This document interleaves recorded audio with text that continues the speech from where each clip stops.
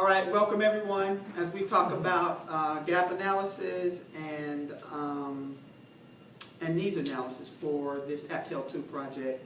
So as part of the project, what we've done is in the first part, APPTEL 1 and APPTEL 2, I had to do some research on the 5 critical areas. And then of those 5 critical areas, I had to research 3 articles per area for a total of 15 to come up with best practices. The next thing I had to do was I interviewed teachers based on the best practices. And with the paperwork that you have, the 5 critical areas are listed to the right. So efficacy and employment. This is all around teacher empowerment and leadership to make our teachers a part of the school. And so the best practices are the next column to the right, research best practices. The actual practices are what I interviewed the 5 teachers. I selected a teacher each day this week and interviewed them about the 5 areas. And then I found gaps. They would say, well, we're doing this, we're not doing this. All right?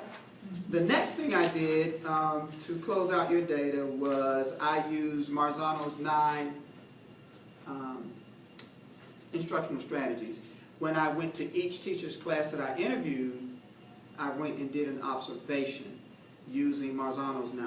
And so you will see a column that says what I observed. Yes, it was observed. No, it wasn't observed. And then comments for each of the 9. And so our gaps in the school that I want to present to you are, 1, we have no professional development in the school.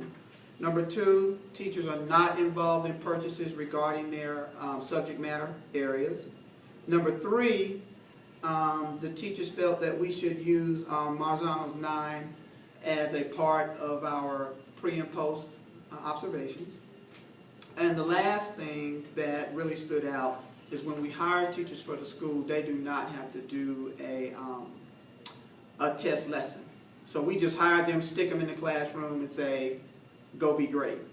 So what I want to do for you is get some suggestions on how to address the gaps. The biggest one is no PD. Do you guys agree with that? Oh, absolutely. Mm-hmm. Yeah, well, that and the no hire. That, okay. The teaching, hiring teachers without seeing that. And no hiring. How do you guys think we ought to resolve those 2? Well, the no hiring is easy. Right, that's an easy one. Right, so the no hire, they just have to do they just have to come in like you, Mr. Vasquez, do a lesson, and then evaluate it. It can even be to teachers, like in the summertime to other teachers.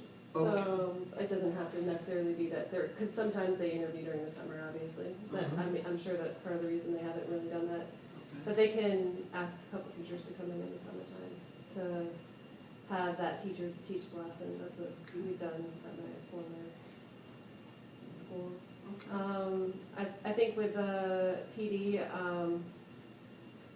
it's unfortunate this year that we haven't had any, but maybe in the rotation of our, putting in our rotation of Wednesday meetings, a PD, we can alternate every other content area meeting with a PD meeting maybe, because PD may be content driven anyhow, so it would still be helping that content.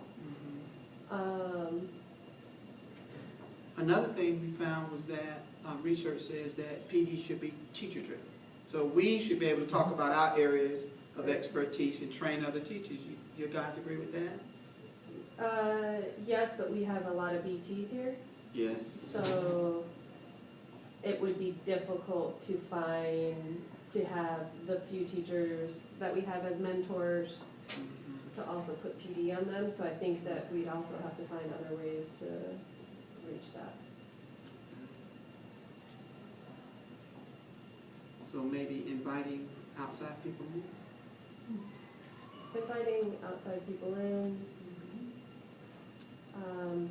I mean, even offering up, you know, there are plenty of free resources out there in terms of